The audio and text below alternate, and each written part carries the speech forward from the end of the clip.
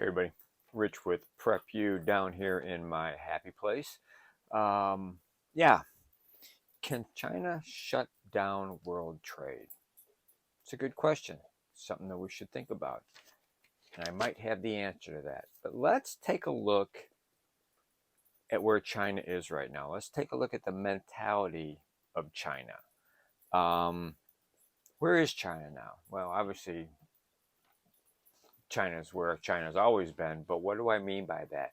Where is their influence with the rest of the world? What are they doing? We know that they are in Africa. They're in many different nations in Africa, um, going in there and making deals for precious metals and other items and stuff like that. They're in South America, in particular areas of South America, again, for natural resources, precious metals, and other items that they're making deals with those countries.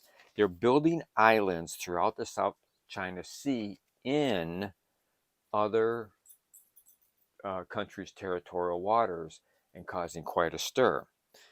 And for years, China has claimed many of the islands that Japan owns are theirs, and they're pushing even more. Their navy's getting bigger, which gives them a more of an opportunity to really show a little bit of force. Who are they open allies with? Think about this. Open allies with North Korea for years, all right, Russia and Iran. And they are working deals just like the Abraham Accords with President Trump worked with Israel and some of the other um, Middle East countries. They have brokered a deal between Saudi Arabia and Iran, which is kind of disconcerting. They've told the world that Taiwan is theirs and that they will take it. And they constantly have military operations that actually go into Taiwan waters, um, full scale, so much so that um, looking at radar when they're coming, they are in mass and they slowly break off. And every day they are testing our military. They are bringing their ships close to our ships. They're bringing their airplanes close to our planes. Matter of fact, cutting in front of. They caused the loss of control of one of our drones. Um, they just keep doing all this stuff every day. And they own or control ports around the world. They do. So, can China shut down world trade? In a recent article that I read from Imprimis, Imprimis is a free magazine, whether you get it at home through the mail, or if you do it online, it's from Hillsdale College. And this one happened to have Victor David Hansen discussing this question at length, but he was talking more about colonialism. And his talk about colonialism kind of turned around toward China well, here, let me just read a little bit to you from Imprimis. I'll show you what Imprimis looks like. The paperclip off.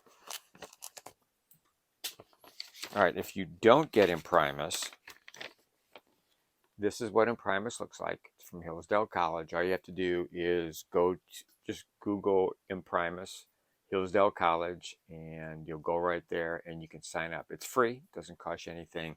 And it's basically a lot of um, um, outtakes from conversations by different people, like this one's Victor David Hansen on the campus of Hillsdale College in Michigan.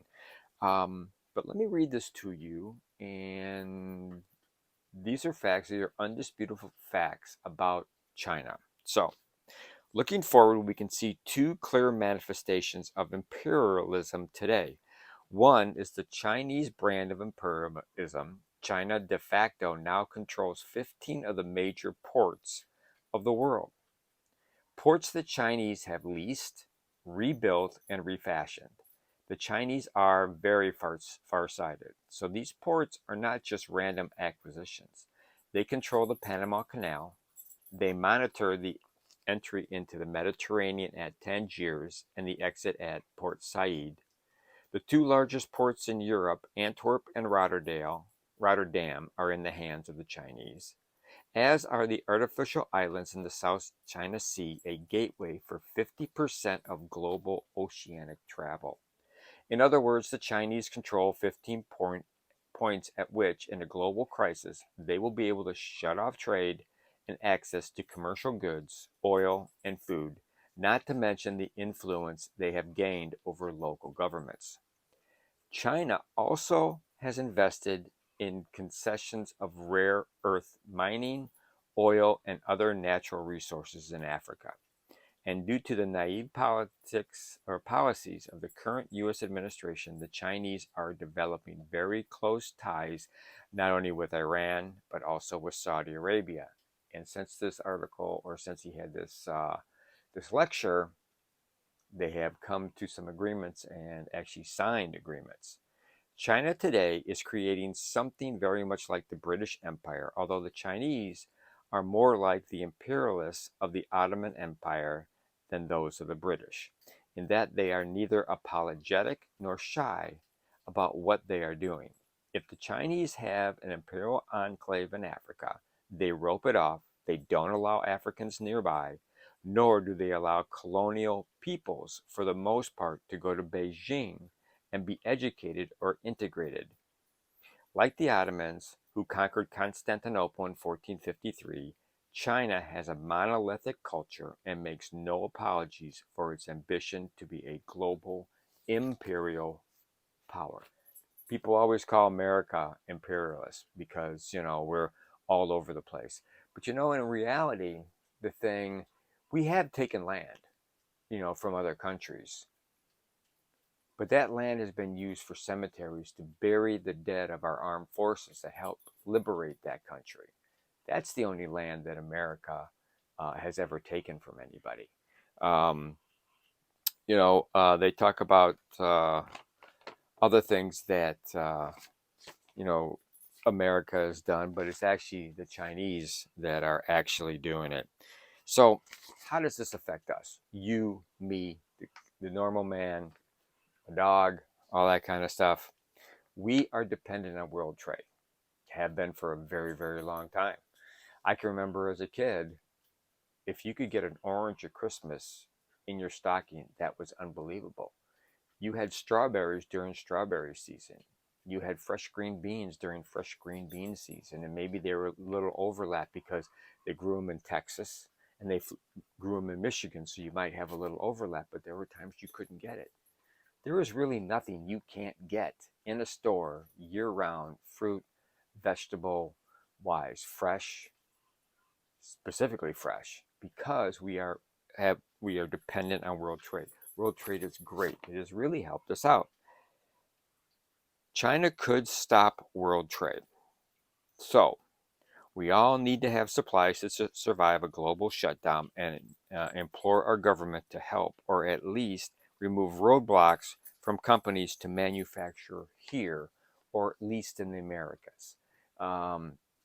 North America, South America, Mexico, Canada, where it's all right here. We were true neighbors and true allies. That's the important thing. But it seems like our government could care less. They're not worried about China. Matter of fact, some are married to people that have members associated with the CCP. Some get checks directly from the CCP. Some have or are sleeping with spies that are CCP. And others have been driven around, chauffeured around by spies from the CCP. So I don't see our government in the near future really caring about it. Matter of fact, it seems like our government is very, very compromised. So what does it really mean to you and me? Why should we worry about this? Well, there's all kinds of reasons to worry about it. One is, if you want to live the lifestyle you live now, you need to prepare, especially if you want to survive in a world shutdown of global trade. You need to be prepared. All right. You need to make sure you have the supplies. You need supplies to survive on your own for up to a year. You need to have alternative sources of heating. Although in America, we're pretty good. I'm hoping with the change of administration, we ramp up natural gas and oil exploration, and we should be very good. But you need to make sure that you have for at least 12 months in case China shuts down world trade. But the biggest question with a lot of this, and just thinking about why they are taking up all these ports around the world, and why you need to make sure that you are supplied, why your stockpiles are full, why you need to make sure that you have the means and the ability to protect those supplies and protect your family, and kind of go along with business as usual. But if they start shutting the ports down, what is it a prelude to? I don't know. Time will tell. And I'm not a conspiracy theorist, but I love conspiracy theorists. So, anyhow, that's it. That's something to think about. Can China shut down world trade? And it sure seems like when you add everything up, as Victor David Hansen says, yeah, they probably could, or really put a dent in world trade. So, please be prepared. Have your stockpiles full.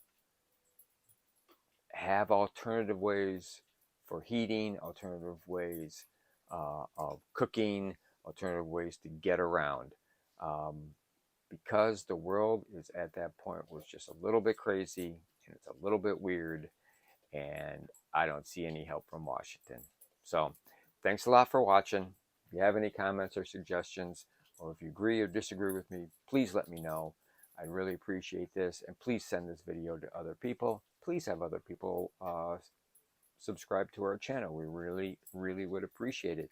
So, as we always say when we leave this video at the end, just like in our last video we did, um, always be aware of your surroundings, which also includes pay attention to the news.